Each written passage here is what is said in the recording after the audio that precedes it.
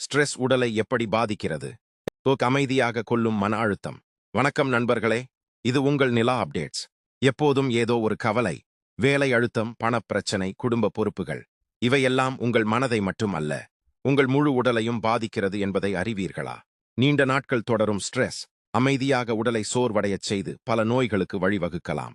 இன்று ஸ்ட்ரெஸ் உடலில் என்ன மாற்றங்களை ஏற்படுத்துகிறது, அதை எப்படி கட்டுப்படுத்தலாம் என்பதை பார்க்கலாம். ஸ்ட்ரெஸ் என்றால் என்ன? ஸ்ட்ரெஸ் என்பது ஒரு சவால் அல்லது அழுத்தத்தை சந்திக்கும் போது உடலும் மூளையும் கொடுக்கும் இயற்கையான பதில். சிறிய அளவிலான ஸ்ட்ரெஸ் சில நேரங்களில் உதவிகரமாக இருக்கலாம், ஆனால் அது நீண்ட காலம் தொடர்ந்தால் பிரச்சனை தொடங்குகிறது. ஸ்ட்ரெஸ் உடலை எப்படி பாதிக்கிறது? இதயத்தை பாதிக்கும். இதயத் துடிப்பு அதிகரிக்கலாம், இரத்த அழுத்தம் உயரலாம், நீண்ட காலத்தில் இதய நோய் அபாயம் அதிகரிக்கலாம். மூளையை பாதிக்கும். கவனம் செலுத்த சிரமம், மறதி அதிகரித்தல், எரிச்சல் மற்றும் கோபம், கவலை மற்றும் மனச்சோர்வு போன்ற பிரச்சனைகள் ஏற்படலாம். தூக்கத்தை கெடுக்கும். தூங்க நேரமாகும். இரவில் அடிக்கடி விழித்துக் கொள்ளலாம். காலையில் எழுந்தாலும் சோர்வாக இருக்கும். வயிற்றை பாதிக்கும்.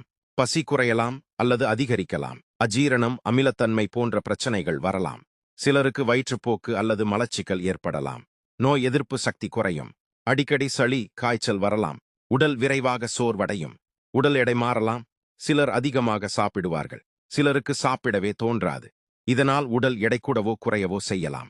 ஸ்ட்ரெஸ் அதிகமாக இருப்பதற்கான அறிகுறிகள்: அடிக்கடி தலைவலி, கழுத்து அல்லது தோள்பட்டை வலி, எப்போதும் சோர்வு, சிறிய விஷயத்திற்கும் கோபம், கவலை அதிகரித்தல், தூக்கமின்மை, இதய துடிப்பு வேகமாக இருப்பது. இந்த அறிகுறிகள் நீண்ட நாட்கள் இருந்தால் கவனமாக இருக்க வேண்டும். ஸ்ட்ரெஸ்ஸை எப்படி குறைப்பது? தினமும் 30 நிமிடம் நடைப்பயிற்சி செய்யுங்கள். 7 முதல் 8 மணி நேரம் தூங்குங்கள். ஆழ்ந்த மூச்சுப் பயிற்சி செய்யுங்கள். நண்பர்கள் அல்லது குடும்பத்தினருடன் பேசுங்கள். வேலை மற்றும் ஓய்வுக்கு சமநிலை கொடுங்கள். மொபைல் மற்றும் சமூக வலைத்தள பயன்பாட்டை அளவாக வைத்துக் கொள்ளுங்கள். உங்களுக்கு பிடித்த இசை, புத்தகம் அல்லது பொழுதுபோக்கில் நேரம் செலவிடுங்கள். எப்போது மருத்துவரை அணுக வேண்டும்? மன அழுத்தம் காரணமாக தினசரி வாழ்க்கை பாதிக்கப்படுகிறதா? தூக்கம், உணவு, வேலை அல்லது உறவுகள் பாதிக்கப்படுகிறதா? அப்படியானால் மருத்துவர் அல்லது மனநல நிபுணரிடம் ஆலோசனை பெறுவது நல்லது.